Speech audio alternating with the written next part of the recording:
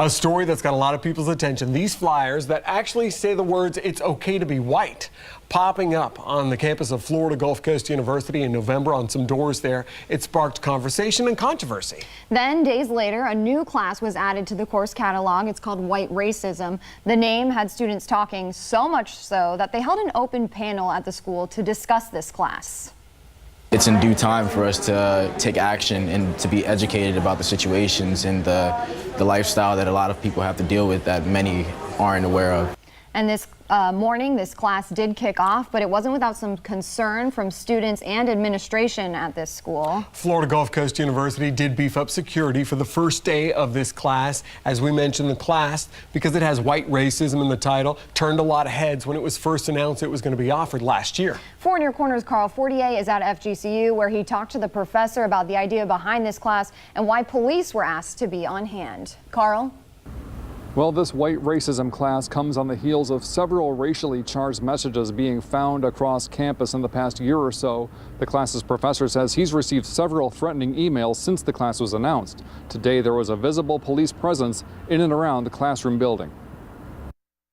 Well, out of an abundance of caution, we decided that it was prudent to have them here on the first day. FGCU Professor Ted Thornhill says the campus police patrolling outside the building for his new class on white racism wasn't a coincidence, telling his students the cops were there to head off any potential problems on the first day of class. You know, that we were preparing for the possibility of individuals who might want to disrupt the learning environment for the students. In 2016, several racially charged messages were found on whiteboards around campus. One showed a stick figure hanging from a noose with the words "kill N-words." Another message on a whiteboard read "Noose Tying 101." And just a few months ago, signs saying "It's okay to be white" showed up on campus buildings. When the white racism class was added this semester, the title raised a few eyebrows. Thornhill believes the class is needed to address what he sees as pervasive social injustice. The way in which the life chances of people of color are truncated or constrained or limited by our society that's organized based on the logic of whiteness. I plan to go to law school for social justice, so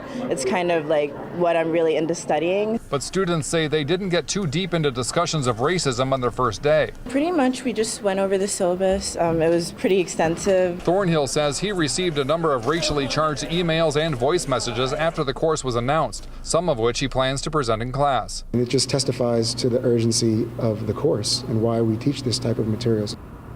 There were no disruptions this first day of class. Thornhill would not elaborate where or when officers might be present for future sessions. At FGCU, Carl Fortier, Fox 4, in your corner.